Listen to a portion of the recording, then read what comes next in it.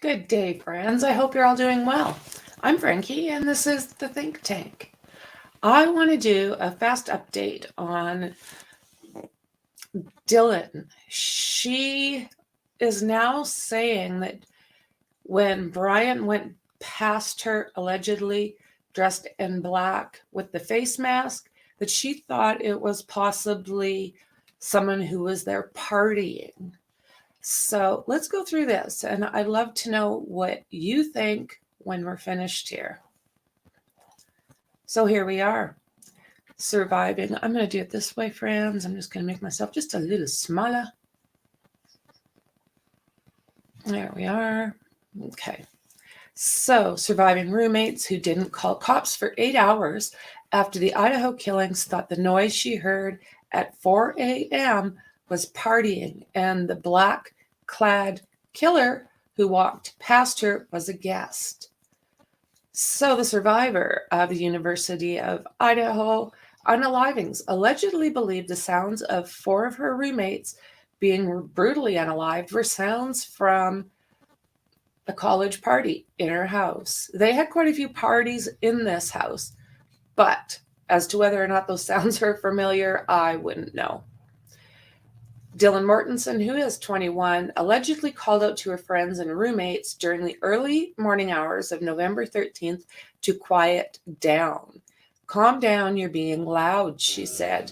And she reported that she yelled around 4 a.m., in addition to, I'm trying to sleep.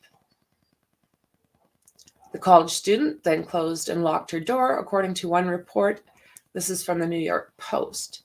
So after hearing some of the loud noises that night, Mortensen opened her door again and saw accused unaliver Brian Koberger, 28, but believed him to be a partygoer, dressed in black with a mask on. Okay. Mortensen told law enforcement authorities that she had seen a strange figure dressed in black walking past her towards the back exit just after 4 a.m. on the night of the 13th. Authorities determined the 4 students were unalived somewhere between 4 and 4:25.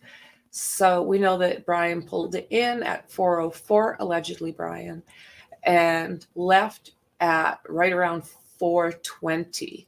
So police would not be called for another 8 hours. In December, Koberger was arrested in Pennsylvania at his parents' house and was charged for the unaliving of Kaylee Gonkevs, who was 21, Madison Mogan, who was 21, Xana Kernodle, 20, and Ethan Chapin, 20.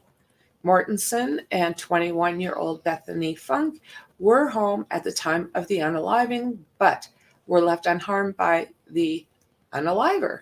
So that's also a little bit different than from what I've heard. Again, we kind of have to sift through stuff and use our own kind of thoughts to figure out sometimes what's truth and what's not. Because I have heard that Bethany was not home, but I don't know.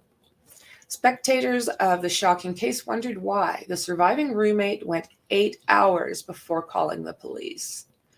The details from the affidavit released in January said one of the surviving roommates opened her door, Dylan, to find a man clad in black clothing and a mask with bushy eyebrows. The witness described herself standing in a shock phase as the man walked towards the house's back door before she locked herself in her room. See, when stories change like this, it's just harsh. New details pertaining to the grisly unalivings were recently revealed that confirmed Kaylee Goncalves and Maddie Mogan were most likely the first, and then Ethan Chapin and Xana Kernodle were next on the second floor.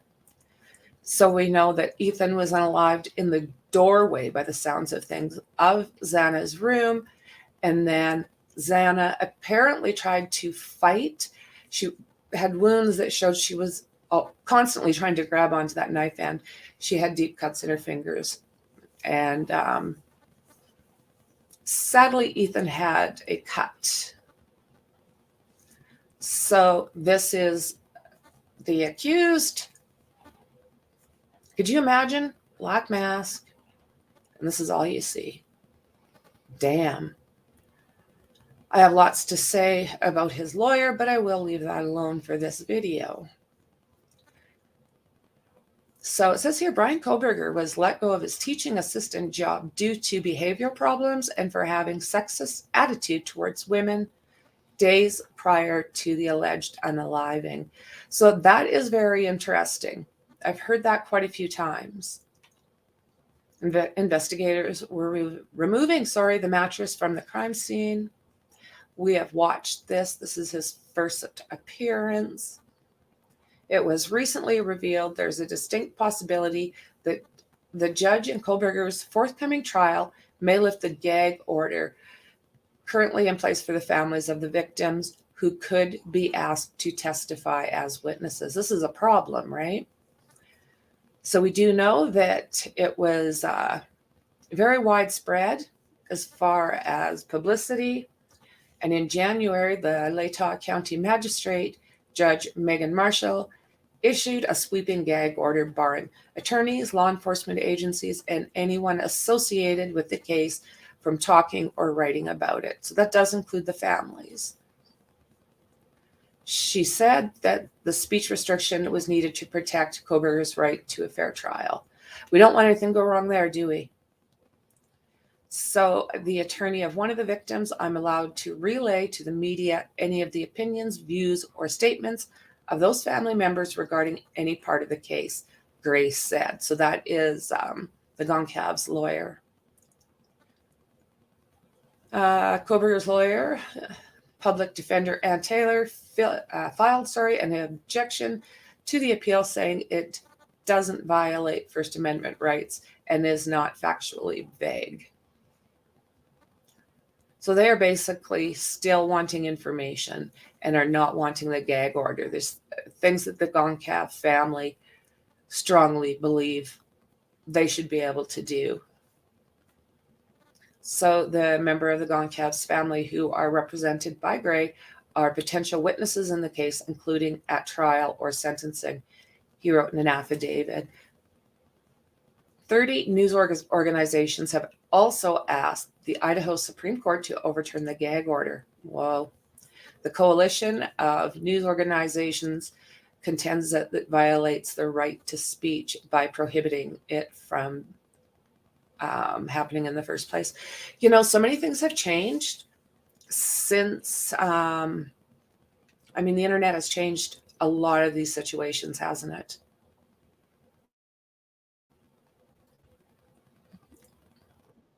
Couple of sources with knowledge of the investigation and how News Nation some detail that we did not know. Let me lay a few of these details out, but I do want to warn you that this is graphic information and it is uncomfortable to hear this because we're... So I'll go kind of fast through the News Nation. We'll get what we need out of it, and then we'll talking about jump.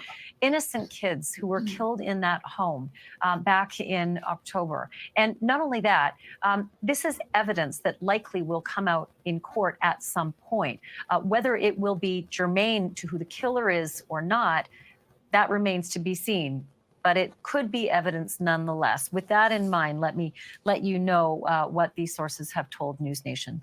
Number one, they told us that the victims, Kaylee Goncalves and Madison Mogan, were killed first, and they confirmed that Ethan Chapin and Xana Kernodle were killed on the second floor afterwards. And these are some of the other details that they have released. They said that Ethan Chapin was killed in the doorway of Xana Kernodle's room before the killer set upon Xana. The sources say that it appeared Ethan had stepped partly into the hallway where the attack may have begun. These sources also say that Ethan Chapin suffered a slash to the neck. But I have to say that both of these details are in direct conflict with what the court. You see, this is the thing. There is a lot of contradictions every time we hear something new. It's all of the victims very confusing. Were in their beds, according to police. And see, that's another thing. Were they in bed or were they not? The coroner. And according to the coroner, all of the injuries were stab wounds and not slash wounds. So I just want to play for you exactly what it was the coroner said in her words. Okay, I'm going to bypass that, guys. We'll go up here and see.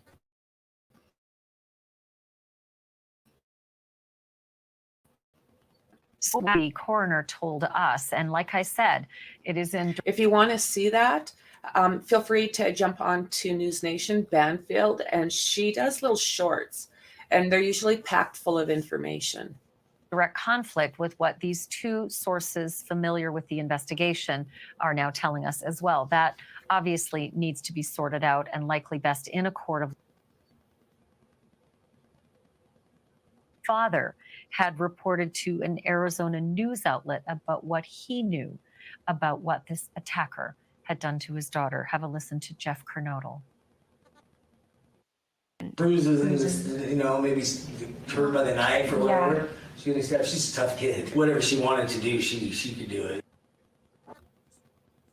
So it is thought that after this attack. So we know why the injuries were caused. Home and out that backsliding door in the kitchen. And that is another thing they keep saying in that one article, the back door, but we do know that those are sliders. The kitchen, that is where the surviving roommate, Dylan Mortensen, had reported to police that she had seen a figure dressed all in black making his way towards her and then making his way out that back kitchen window. So again, not kitchen window. That was the sliding doors again, where they actually believe that he entered and exited. So let me know down below what you guys think about this. We've had so many different stories by this point. A person really doesn't know which one to believe. So again, do as I'm going to do, go through all the different information and try and figure out in your own mind what could have happened here, because a person's getting more and more confused the more that comes out. So anyways, friends, I am going to jump off. I just wanted to share that with you quickly. And of course, you know how much I appreciate you. And I'll be probably putting out another video in the next little while, so watch for that. If you are not subscribed, please like, share, and subscribe. I appreciate all of you, and I'll see you in the next one. Bye.